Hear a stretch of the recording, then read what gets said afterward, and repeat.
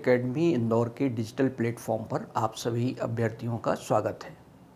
मित्रों, आज मैं MPPSC 2019 के लिए एक वीडियो सीरीज शुरू करने जा रहा हूं, जिसका पहला जो वीडियो है वो मध्य प्रदेश मुख्य परीक्षा में जो सभी 3 अंकों के प्रश्न पूछे जाते हैं उस पर आधारित है। इसके बाद हमारा जो वीडियो सीरीज़ का जो नेक्स्ट वीडियो आएगा वो 6 मार्कर का होगा और फिर उसके उपरांत 15 नंबर वाले जो प्रश्न पूछे जाते हैं उसका एक वीडियो हम आपको देंगे। फिर हम आपको चौथे वीडियो के अंतर्गत हम ये बताएंगे कि किस तरह अभ्यर्थी प्रश्नों का उत्तर लिखते हैं और उनको लिखना क्या चाहिए। ये तो बात हुई MPPSC 2019 मेंस की। इसी तरह MPPSC 2020 के लिए भी हमने सेम 4 वीडियोस क्रिएट करेंगे हम इसमें, जिसमें अभ्यर्थी 3 नंबर वाले प्रश्नों को ठीक से समझ पाएँ या उनके उत्तर कैसे लिखना है ये समझ विकसित कर पाएँ। फिर उसके बाद 5 अंकों वाले प्रश्न का हमारा एक वीडियो आएगा। फिर उसके बाद 11 नंबर वाले प्रश्न का वीडियो आएगा। और जिन अभ्यर्थियों ने मेंस टेस्ट सीरीज ज्वाइन की है उनकी कुछ उत्तर पुस्तिकाओं को हम अपने मॉडल आंसर के साथ उसका तुलनात्मक एक विश्लेषण करेंगे, ताकि आपको सभी बातें A to Z कंप्लीट समझ में आ जाएं। अब देर न करते हुए हम इस वीडियो सीरीज़ के पहले वीडियो के बारे में डिटेल से जानते हैं। हमारे इस वीडियो सीरीज़ का जो टाइटल है उसको पहले हम समझते हैं संक्षेप में। प्रश्नों का स्वरूप और विश्लेषण। तो स्वरूप शब्द से क्या आशय है? स्वरूप का मतलब होता है प्रश्न को डिकोड करना, अर्थात प्रश्न को कैसे लिखना है। दूसरा इसके अंतर्गत आता है विश्लेषण करना। विश्लेषण का अर्थ ये होता है कि जो कंडीशन दी गई है उसमें या कोई शर्त दी गई है तो उस शर्त को समझें और पहले अपने दिमाग में उत्तर को फ्रेम कर लें कि हमको इसको लिखना कैसे है। फिर अब हम आते हैं इसके बाद विषयवार प्रश्नों की सही समझ विकसित करना। देखिए यहाँ पे जो मैंने एक वर्ड यूज़ किया है वो है सही समझ। समझ होती है लोगों को, लेकिन वो लगभग में होती है। लेकिन मैं ये चाहता हूँ कि आप इन प्रश्नों को बिल्कुल सही या 100% ठीक समझें। तो सही समझ विकसित करने के लिए हमने इस वीडियो के अंतर्गत एक जो आपकी परीक्षा पद्धति है या जो सारे 6 पेपर्स होते हैं उसका हमने सबसे पहले विश्लेषण किया है। उस विश्लेषण में हमने सबसे पहले एक सामान्य अध्ययन का एक ग्रुप बनाया है जिसमें आपके 3 पेपर्स आते हैं। इनमें जो 3 नंबर वाले क्वेश्चंस पूछे जाते हैं वो करीब 270 अंक के पूछे जाते हैं। और जो 4th पेपर आपका होता है नीति शास्त्र का, उसमें 45 अंक के प्रश्न पूछे जाते हैं। यानी कुल मिलाकर के ये आपका टोटल हुआ 315। नेक्स्ट जो आपका 5वां और 6ठा पेपर है उसके बारे में भी हम जान लेते हैं कि उसमें कितने अंकों के प्रश्न पूछे जाते हैं। यहाँ पे देख सकते हैं आप सामान्य हिंदी। सामान्य हिंदी में जो प्रश्न पहला आता है वो 60 अंकों का पूछा जाता है और जो 8वां प्रश्न आता है वो 15 अंक का आता है। इसके अलावा 6ठा और 7वां प्रश्न भी 3 अंकों का पूछा जाता है। तो अगर उसको हम काउंट करते हैं तो कुल मिलाकर के सामान्य हिंदी में 105 अंक के 3 नंबर वाले क्वेश्चंस पूछे जाते हैं। 6ठा पेपर आपका निबंध का होता है। इसमें 3 नंबर वाला कोई प्रश्न नहीं पूछा जाता है। यदि हम 5 पेपर्स को जोड़ें तो 3 अंकों वाले जो कुल प्रश्न पूछे जाते हैं आपके, उनकी संख्या बहुत अधिक है और जो टोटल अंक है उनका 270 मैंने बताया था GS में है 270। और 4th पेपर में जो आपका पूछा जाता है वो 45 अंक का पूछा जाता है और 5th पेपर जो सामान्य हिंदी का है वो करीब 105 अंक का इसमें पूछा जाता है। अगर हम इसको टोटल करते हैं तो ये जो आपका टोटल आता है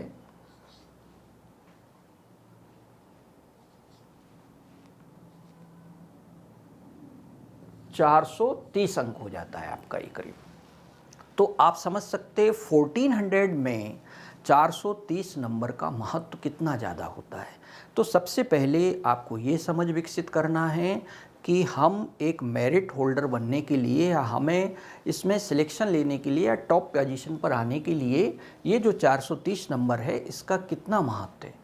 इसी बात को हमने आगे इस वीडियो श्रृंखला में आपको बताया है कि किस तरह आप इन प्रश्नों की समझ विकसित करेंगे, यानी उसको डिकोड करेंगे।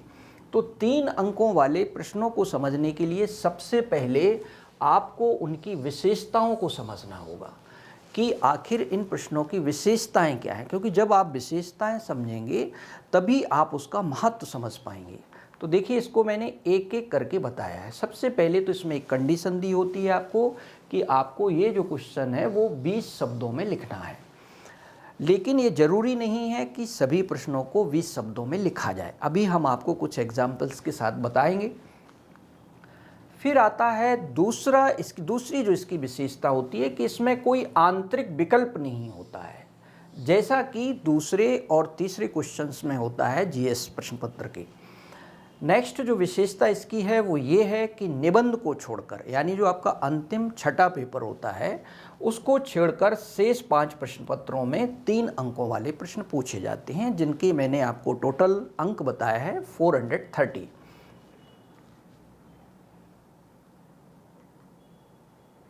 नेक्स्ट देखिए विशेषता, सबसे बड़ी बात यहाँ पे जो आपको गौर करने की बात है वो है इन प्रश्नों की तथ्यात्मकता। अर्थात ये प्रश्न बहुत फैक्चुअल होते हैं और इन प्रश्नों को आपको तथ्यों के साथ ही लिखना चाहिए। इन प्रश्नों को अगर आप लगभग में लिखेंगे तो आपकी जो मार्किंग है वो बहुत कम हो सकती है।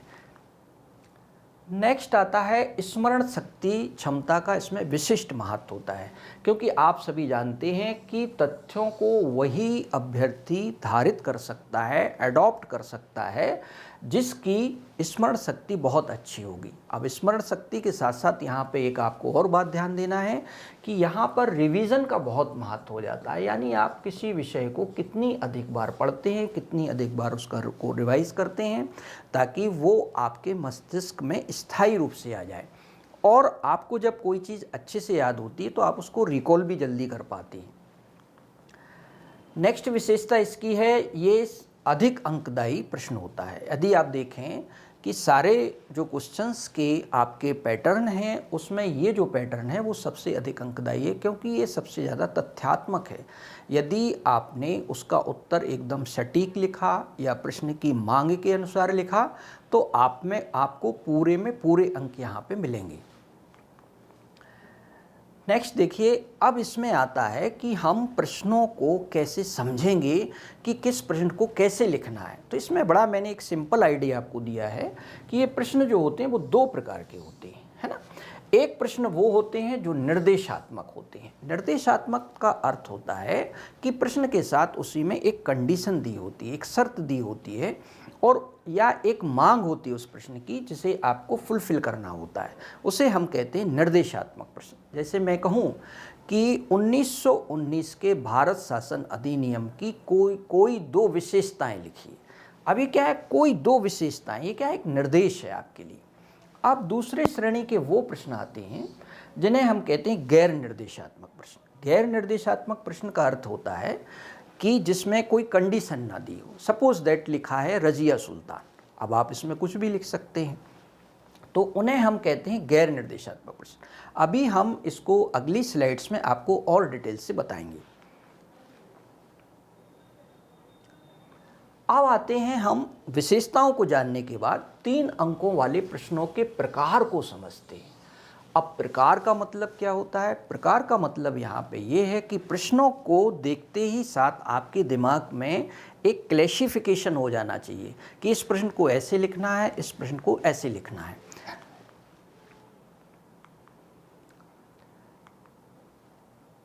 जैसा कि अभी हमने आपको बताया कि 2 तरह के प्रश्न होते हैं, निर्देशात्मक और गैर निर्देशात्मक।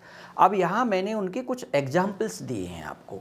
जैसे देखिए, आप ये प्रश्न आपका एमपीपीएससी एग्ज़ाम में पूछा गया है। हमने एमपीपीएससी एग्ज़ाम्स के ही क्वेश्चन लिए हैं ताकि आपको चीज़ें जल्दी से समझ में आए। अब यहाँ दिया गया है कि मध्य प्रदेश के 3 ताप विद्युत केंद्रों के नाम लिखिए। तो कंडीशन दी है कि आपको 3 ताप विद्युत केंद्रों के नाम लिखना है। अब यहाँ पर अभ्यर्थी जो होशियार होते हैं, स्मार्ट होते हैं, वो केवल 3 ताप विद्युत केंद्रों के नाम ही नहीं लिखते हैं, बल्कि उनकी क्षमता भी लिखते हैं, उनकी अवस्थिति भी लिख देते हैं। तो इससे क्या होता है कि आपका जो उत्तर है वो दूसरे अभ्यर्थियों की तुलना में ज़्यादा डीप हो जाता है, ज़्यादा स्मार्ट आंसर हो जाता है, और अब परीक्षक या मूल्यांकनकर्ता जो है वो आपका यहाँ पे नंबर काटने की जो संभावना है वो शून्य हो जाती, नगण्य हो जाती है। इसी प्रकार से आप यहाँ देख सकते हैं कि यहाँ पे पूछा गया है 2 प्रावधान लिखिए, तो आपको 2 ही लिखना है। अब यहाँ 3 नहीं लिखना है। अब सवाल ये होता है कि आप लिखते कैसे हैं उसको, और प्रावधानों में कौन सा प्रावधान आप लिखते हैं। ठीक है, तो ये बात है। अब यहाँ पे देखिए तीसरा, जैसे यहाँ पे पूछा बायोटेक्नोलॉजी का प्रत्यय, तो ये कंडीशन है कि आपको उसका प्रत्यय लिखना है, यानी कॉन्सेप्ट लिखना है या उसकी अवधारणा लिखना है आपको। अब अवधारणा में आपको क्या करना चाहिए, आप इसका अर्थ लिख सकते हैं, इसकी आप परिभाषा लिख सकते हैं। अगर आपने अवधारणा में अर्थ या परिभाषा नहीं लिखा तो आपका उत्तर आधा अधूरा रहेगा। नेक्स्ट मैं एग्जाम्पल लेता हूँ कुछ गैर निर्देशात्मक प्रश्नों के। गैर निर्देशात्मक प्रश्नों में आप सभी प्रश्नों को देखें, इनमें कोई कंडीशन नहीं दी गई है। जैसे जैकोबिन लिखा है, ये स्वतंत्र है, या इन प्रश्नों को हम ऐसा भी कह सकते हैं इंडिपेंडेंट क्वेश्चंस हैं, अनकंडीशनल क्वेश्चंस हैं। जैसे जैकोबिन है, निर्भया कोश है, या एक समान प्राथमिक शिक्षा है, यानी यूनिफॉर्म प्राइमरी एजुकेशन। तो देखिए अभी ये जो प्रश्न हैं, इन प्रश्नों को लिखने में आपको करना क्या है कि आपको ऐसे प्रश्नों को डिकोड करना आना चाहिए आपको, कि हम इसको लिखेंगे कैसे। इसी को आप एनालिसिस भी कह सकते हैं, इसी को आप विश्लेषण भी कह सकते हैं। जैसे मान लीजिएगा कि सबसे पहले आपको ये चाहिए कि जैकोबिन कौन है, ये व्यक्ति है या कोई संस्था है या कोई प्लेस है। फिर उसके हिसाब से उसके आपको हेड्स बनाना है, यानी शीर्षक बना के आपको लिखना है यहाँ पे, कि जैसे मान लीजिए जैकोबिन है। अब इसमें 2 चीज़ें हैं। अब जो बिगिनर्स अभ्यर्थी हैं तो वो यहाँ पे बड़ा एक सिंपल तरीके से स्टार्ट कर सकते हैं। जैसे जैकोबिन क्या है, ठीक है, इससे, या कौन है,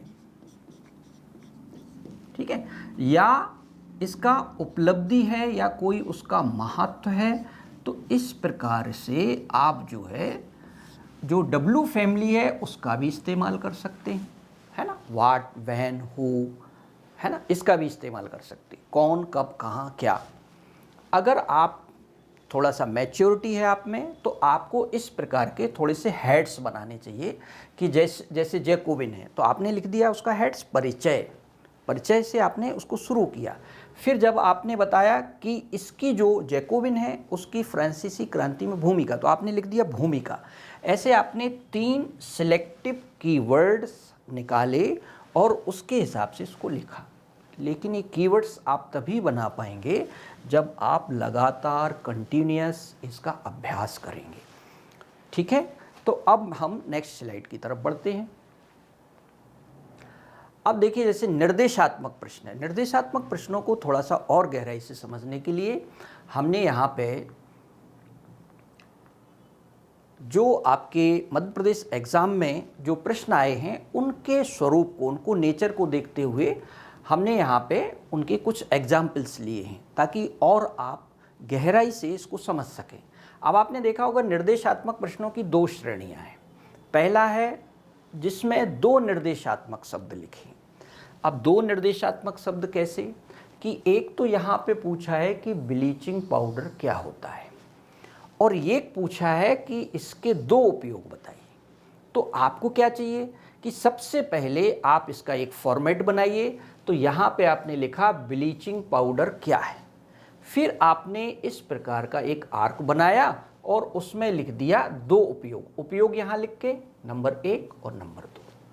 देखिए, प्रेजेंटेशन भी एक बहुत महत्वपूर्ण चीज़ होती है। प्रेजेंटेशन का मतलब है कि आपके उत्तर लेखन में कितनी स्पष्टता है, कितनी प्रभाविता है, कितने कम शब्दों का उपयोग करते हुए आपने उस प्रश्न को लिखा है। नेक्स्ट आता है एसिटिलीन एवं इसके उपयोग। देखिए, अब यहाँ पे लिखा है एवं, तो आप समझ जाइए कि दो बातें इसमें लिखना है। तो सबसे पहले आप एसिटिलीन के बारे में लिखिए कि ये क्या है, या आपने उसका कोई केमिकल फार्मूला लिख दिया, या आपने उसके गैस के बारे में बता दिया। फिर आपने उसके दो उपयोग लिखे। इस प्रश्न को कुछ कुछ इसी ढंग से लिखा जाएगा। ठीक है, अब आते हैं हम विशिष्ट शब्द वाले प्रश्न।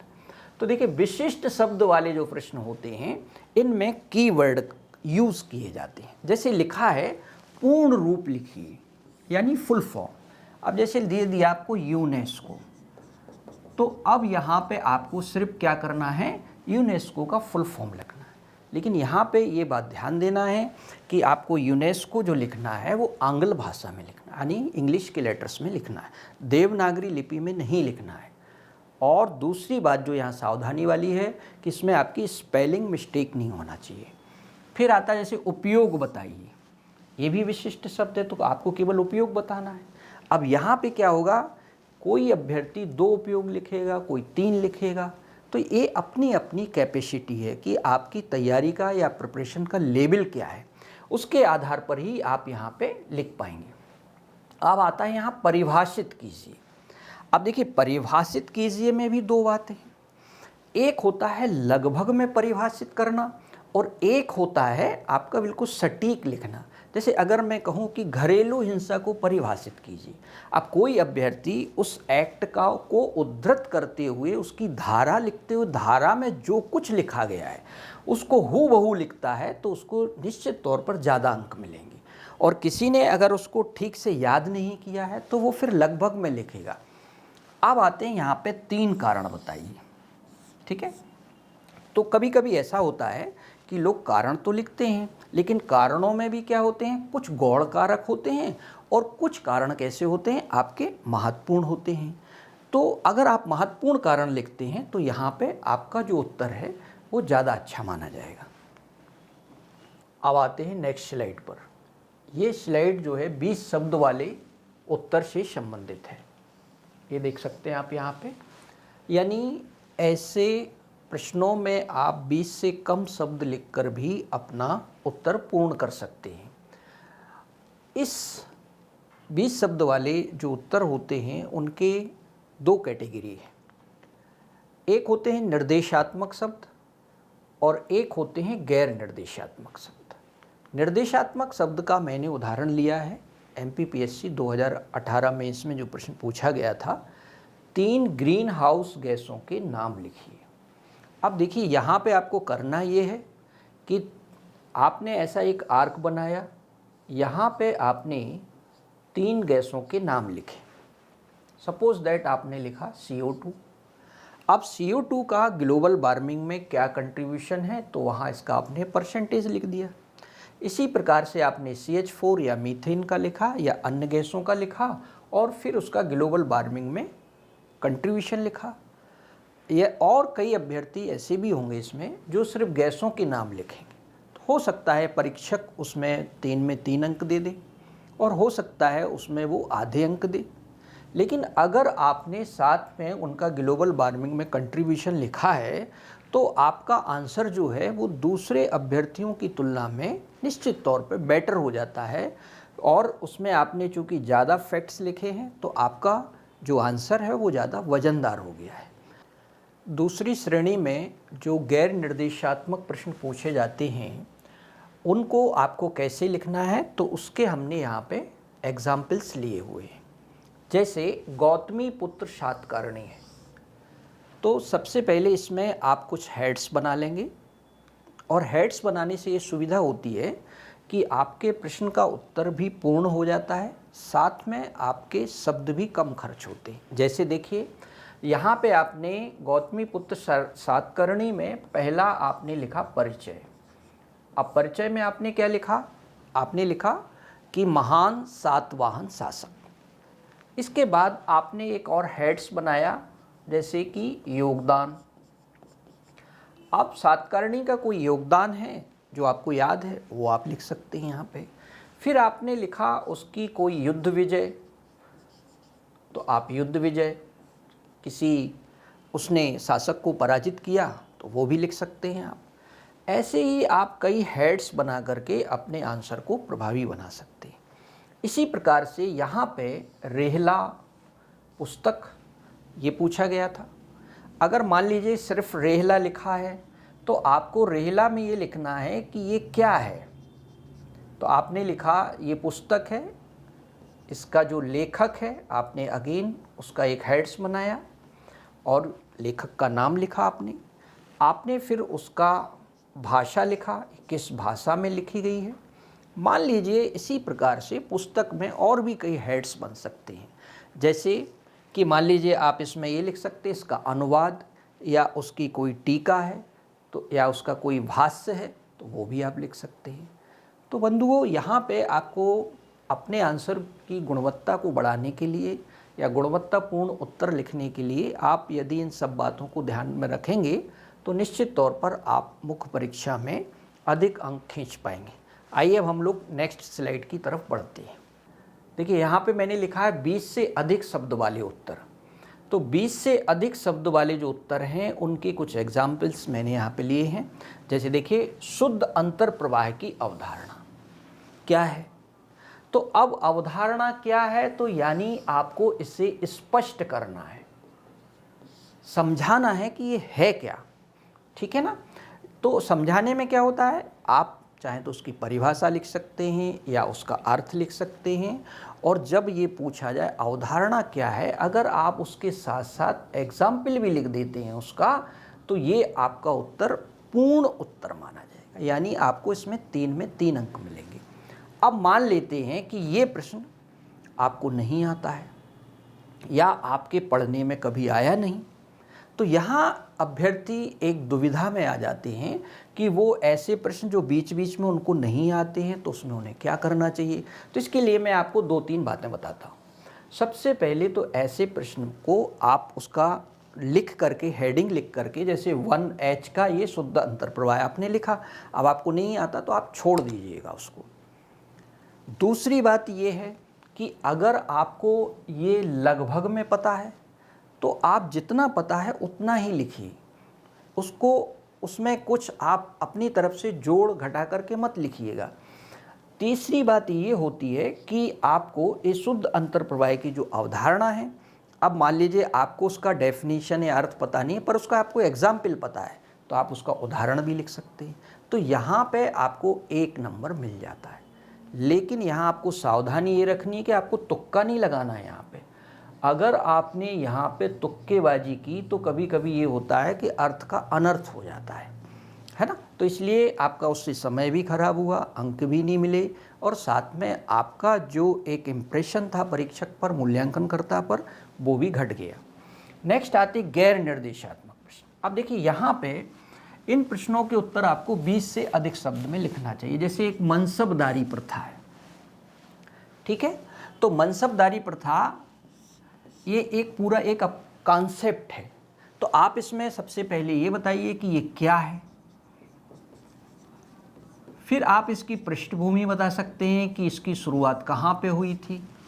फिर आप इसमें तीसरी चीज़ ये बता सकते हैं कि भारत में जो मनसबदारी प्रथा थी उसकी क्या विशेषताएं थी। तो ये थोड़ा सा डिटेलिंग करके लिखना पड़ेगा आपको, क्योंकि ये टॉपिक जो है वो एक्चुअली में दीर्घ उत्तरीय प्रश्न का है। अब आप यहाँ पे सीधा सीधा देख सकते हैं कि ये 100 वर्ड में भी पूछा जा सकता है आपको, और आपको 300 वर्ड में भी पूछा जा सकता है। इसी तरह से 4 आर्य सत्य हैं। आप चारों आर्य सत्य लिखिए, आपने उसका थोड़ा सा स्पष्टीकरण भी लिख दिया साथ में, तो ये 20 से अधिक शब्द में होगा प्रश्न।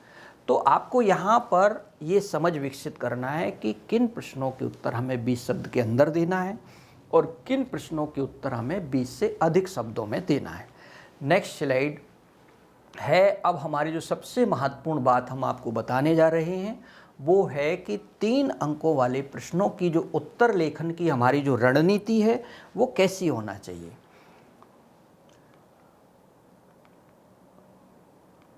कॉम्पिटिटिव सोसाइटी में ये 2 अवधारणाएं, एक अवधारणा है कि पॉइंट वाइज लिखना चाहिए, एक अवधारणा है कि पैराग्राफ में लिखना चाहिए। देखिए दोनों तरह के उत्तर आपको लिखना है।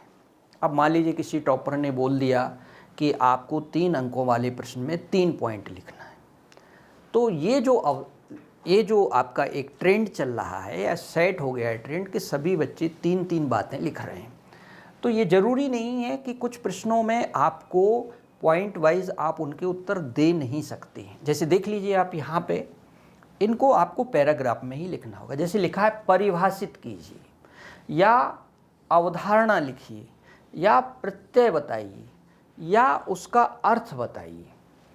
आप इन प्रश्नों को थोड़ा सा आप अपनी बुद्धि का इस्तेमाल करेंगे तो आप इन प्रश्नों को पॉइंट वाइज मैनर में नहीं लिख सकते। या कहीं पे लिखा है स्पष्ट कीजिए, तो देखिए अगर आपने ये समझ विकसित कर ली, इन शब्दों को आपने याद कर लिया या समझ लिया, तो निश्चित है कि आप वहाँ पे जा कर के ये गलती नहीं करेंगे जो आम अभ्यर्थी करते हैं। तो आपको वहाँ पे पैराग्राफ फॉर्म में लिखना है। अब आते पॉइंट वाइज मैनर। तो पॉइंट वाइज मैनर में आप कैसे लिखेंगे, तो कुछ कीवर्ड देखते ही साथ आप समझ जाइए कि इसको हमें पॉइंट वाइज मैनर में लिखना है। जैसे अगर लिखा हो कारण बताइए, तो कारण बताइए, या लिखा 2 कारण 3 कारण, या उपयोग के साथ कोई कंडीशन दी है, 2 उपयोग लिखिए, 3 उपयोग लिखिए। उद्देश्य पूछा जाए आपसे तो इनको भी आप पॉइंट वाइज मैनर में लिख सकते हैं।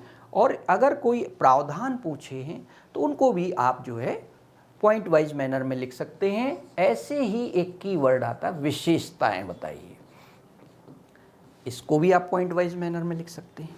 तो देखिए सबसे पहले आपको ये समझना है कि हमें जो प्रश्न का उत्तर हम लिखने जा रहे हैं उसका आप एक तुरंत कैटेगराइजेशन कर लें कि आपको पैराग्राफ फॉर्म में लिखना है कि पॉइंट वाइज फॉर्म में। इससे आपकी आंसर राइटिंग में एक विविधता आएगी, एक स्मार्टनेस आएगी जो ज़्यादा अंक खींचने में आपको मदद करेगी। नेक्स्ट स्लाइड में हम जानते हैं कि MPPSC में जो 2018 के मैंने सभी 6 प्रश्न पत्रों को यहाँ पे लिया है और उसमें आपको हमने बताने का मैं प्रयास कर रहा हूँ। मैं इसको थोड़ा सा फटाफट बताऊँगा कि देखिए अब आप प्रश्न पत्र जो प्रथम है उसका खंड आ, इसके सारे प्रश्न जो हैं वो अनकंडीशनल है। आप देख सकते हैं यहाँ पे, ये देखिए आप सारे प्रश्न जो है अनकंडीशनल है, 15 में 15 प्रश्न है। तो आपको इन सभी प्रश्नों को किस मैनर में लिखना है, पॉइंट वाइज या पैराग्राफ, तो ये सभी जाएंगे पॉइंट वाइज मैनर में। नेक्स्ट देखिए खंडबा, प्रश्न पत्र प्रथम का जो खंडबा है उसमें अब यहाँ पे मैं कुछ प्रश्नों को थोड़ा सा आपको बताना चाहूँगा। जैसे पहला प्रश्न है कि विंध्याचल पर्वत श्रृंखला किन पर्वतों का समूह है। ठीक है, अब यहाँ पे कुछ बच्चे डायग्राम बना सकते हैं। चूँकि ये ज्योग्राफी का प्रश्न है तो डायग्राम हो यहाँ पे स्वाभाविक है, लेकिन चूँकि समय कम रहता है, यदि आपकी अच्छी प्रैक्टिस है तो आप बना सकते हैं। अब यहाँ पे ये आता है कि संप्राय भूमि क्या है, तो आप हर किसी में आप डायग्राम ना बनाएं। अभी हमने कुछ कॉपी चेक की हैं, उसमें कुछ बच्चों ने हर प्रश्न में डायग्राम बनाया। इससे आपका समय भी खराब होता है, इररिलेवेंट काम कर रहे हैं आप, अप्रासंगिक है, संदर्भ ही नहीं है वो जो आपको करना है वहाँ पे। तो अब यहाँ पे विंध्याचल पर्वत श्रृंखला किन पर्वतों का समूह है। अगर आपने MP का जो मैप आता है उसको अच्छी तरह से आपने ट्रेस किया है, 2-4 बनाया है तभी आप वहाँ बनाने का प्रयास करें। यदि मान लेते हैं आपको MP का नक्शा बनाना ठीक से नहीं आता है तो आप इसमें एक काम और कर सकते हैं जिससे आपका उत्तर प्रभाव उत्पादक हो जाएगा। जैसे आपने क्या किया कि यहाँ पे ऐसे 3 बॉक्स बनाए, ठीक है, यहाँ पे आपने लिखा वेस्ट, यहाँ पे लिख दिया आपने ईस्ट। अब यहाँ पे आपने जो पर्वतों के समूह है, जैसे यहाँ पे आपने लिख दिया विंध्यन, ये हो गया आपका भारनेर और ये हो गया कैमूर। तो आपका उत्तर सटीक हो गया। और नीचे आपने इस तरह से तीनों पर्वतों के नाम लिख दिए, जैसे V for Vindhyan, B for भारनेर और K फॉर कैमूर। अब कई बच्चे क्या करते हैं, इसी में विंध्यन लिखेंगे, तो उसमें क्या होता है कि आपका जो लेटर होता है वो थोड़ा सा बड़ा हो जाता है ना। तो यहाँ पे ये सूक्ष्म बातें आपको, और आपका जो प्रेजेंटेशन होता है वो भी अच्छा नहीं होता है। तो ये तरीके हैं, जैसी आपकी योग्यता हो, जैसी एबिलिटी हो, उसके हिसाब से काम करना है। Be practical in competition. किसी की बात सुन कर के उसी के जैसा काम करने लगना, ये कोई समझदारी वाली बात नहीं है। ठीक है। अब देखिए, जैसे पूछा है मध्य प्रदेश के 3 ताप विद्युत केंद्रों के नाम लिखिए। अब इसमें लिखा है नाम लिखिए। अब उसमें एक कंडीशन तो दी नहीं है कि सचित्र बताइए। अब उस जैसे पूछा कोशिका के अंग सचित्र बताइए, तो अब आपको चित्र बनाना है। तो देखिए, अब जैसे कुछ प्रश्नों में आपके डायग्राम आएंगे 3 नंबर में, और कुछ में बिल्कुल नहीं आएंगे। आप ज़बरदस्ती डायग्राम मत बनाइए। आप किन सब्जेक्ट्स में ये यूज़ हो सकते हैं? तो देखिए, सबसे पहले तो ज्योग्राफी में ये यूज़ हो सकते हैं। साइंस में भी आप डायग्राम का इस्तेमाल कर सकते हैं। आप कोई पॉलिटी में भी डायग्राम बनाए, तो मेरे ख्याल से ये उचित नहीं है। तो ये भी मैंने एक आपको कैटेगराइजेशन किया है कि किस में डायग्राम बनेगा, किस में डायग्राम नहीं बनेगा। नेक्स्ट देखिए, आपको हम सेकंड जो आपका ये जो क्वेश्चंस आ रहे हैं उसमें देखिएगा आप, ये सब कंडीशनल क्वेश्चंस हैं, है ना। ये सब कंडीशनल है, इनके साथ कोई ना कोई कंडीशन है। लास्ट में मैं आपको ये बोलूँगा कि हमारा जो एक टेलीग्राम चैनल है, उस Telegram channel D vigil academy Indore पर आप जुड़िए। उस पर हमने करीब 1000 से अधिक पोस्ट भेजी हैं। उन पोस्ट को आप ये देखिए, आपका मेरा ये टेलीग्राम चैनल है डी विजिल एकेडमी इंदौर। इस पर हम रोज़ 1-2 पोस्ट डालते हैं और इससे करीब 5000 से अधिक अभ्यर्थी इसको फॉलो कर रहे हैं।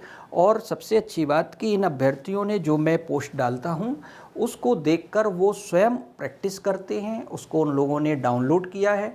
डाउनलोड करने के बाद वो उत्तर लेखन में उनको समाविष्ट भी कर रहे हैं इन स्ट्रक्चर्स को, क्योंकि इससे पढ़ने में, समझने में बहुत आसानी होती है। आपका उत्तर बहुत क्लैरिटी के साथ लिखा जाता है।